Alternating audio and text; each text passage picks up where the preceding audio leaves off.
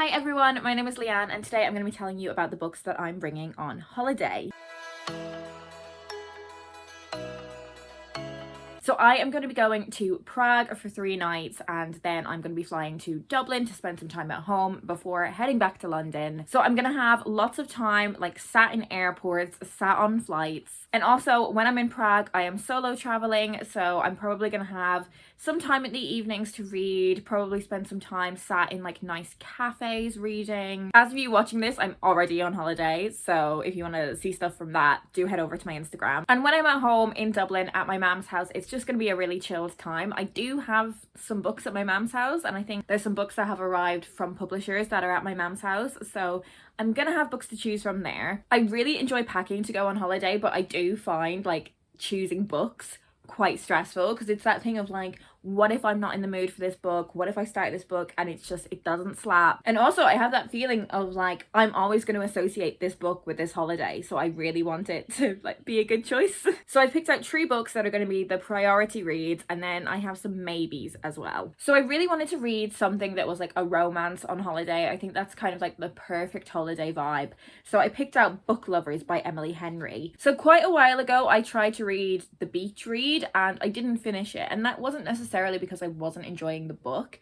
I think it was just I wasn't in the right headspace for it at that time. But I've also heard a lot of people say that Book Lovers is her best book yet. This is her 3rd book. So this is about Nora and Charlie, who are a literary agent and an editor. Does that hit too close to home for a holiday? I mean, obviously I'm not a literary agent or an editor, but this is kind of in my sphere of work. I think one of the reasons I didn't enjoy The Hating Game so much because that was also a publishing romance and it just felt I didn't want that. But I have heard so many good things about this. It does feel like a holiday read. So I'm intrigued to see if I get on with this more than The Hating Game. I've also chosen A Room Called Earth by Madeline Ryan. This was one of the books from my 5-star predictions video. I picked this up when I went book shopping with Anna. I had a bunch of points on my Waterstones card and I really wanted to spend them, but I wasn't finding something that quite hit the vibe that I wanted until I read the copy on the back of this book, which has the line, "A young woman gets ready to go to a party.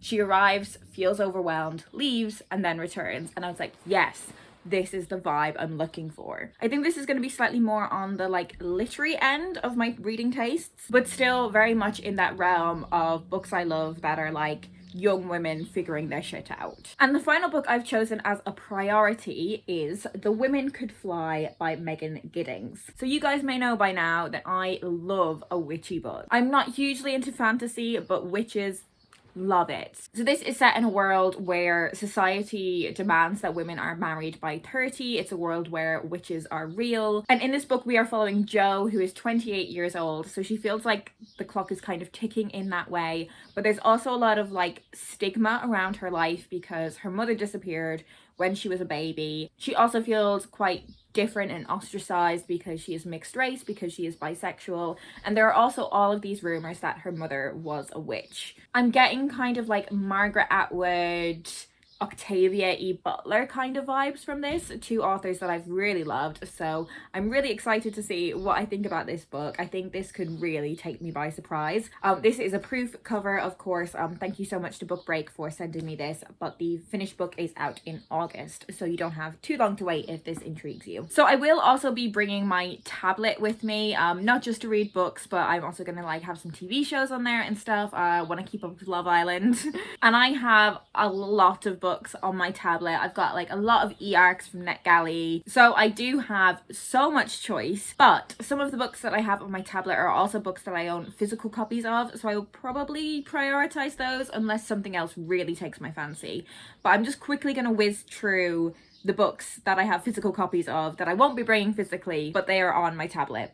Does that make sense? I feel like I overcomplicated that. So I might be reading One Night on the Island by Josie Silver. I have read one Josie Silver book, which is One Day in December, which I absolutely love. This book is about a woman who writes a dating column, and to mark or celebrate her 30th birthday, a piece that she is tasked with writing is about marrying herself. I'm not sure quite what that involves, but it does involve her taking herself to this cottage or cabin that is really remote in Ireland. And there she meets a very stubborn American man who is convinced that he's meant to be staying in this cabin, not her. So, you know, if Book Lovers doesn't slap, this could be the romance that I read on holiday. Speaking of romance, there's also a very steamy romance, so maybe it's a good thing that I'm reading that where someone can't see what I'm reading. The Intimacy Experiment by Rosie Danan. I read her first book, The Roommate, which I loved. Like, I thought that was so hot. This book follows one of the side characters from that novel, Naomi, who has started this really like sex positive startup company, and she wants to expand her career into lecturing, but no one is going to hire her. She joins forces with a man named Ethan, and together they begin a seminar series on modern intimacy. And of course, they're probably going to find out that there is a lot of intimacy between the two of them as well. Now, we are really stretching what I can get read in a week, so I think these next two I'm really putting on a much lower priority, and there's reasoning behind that for both of the books. So Precious Catastrophe by Deirdre Sullivan. I'm really excited to read this book. I loved the first book in the series, Perfectly Preventable Deaths. It was one of my favourite books in the year that I read it. I really like Deirdre Sullivan as a writer. This is a YA book that is set in Ireland, and it follows a set of twins, and it definitely has like witchy vibes, so it's ticking a lot of boxes for me. But because I already have one book that is about witches, do I really want another one, or do I want to save this for like Halloween time?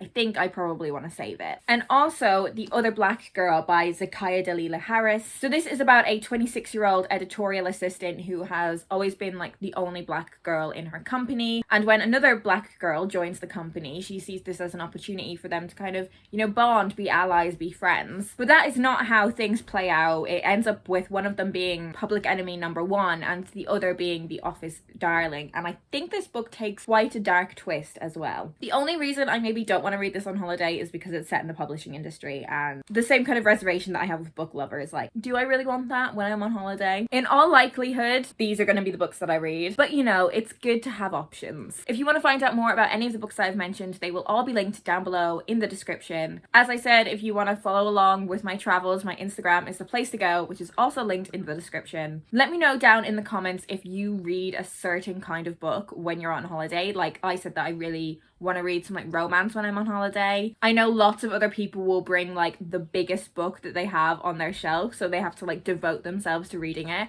I would love to hear if there's anything that you do specifically when you go away. And also, if you don't have anything in particular to say, leave me the sunshine emoji so I know that you're here. That is it for me today. I hope you guys are doing well, and I will speak to you in my next video.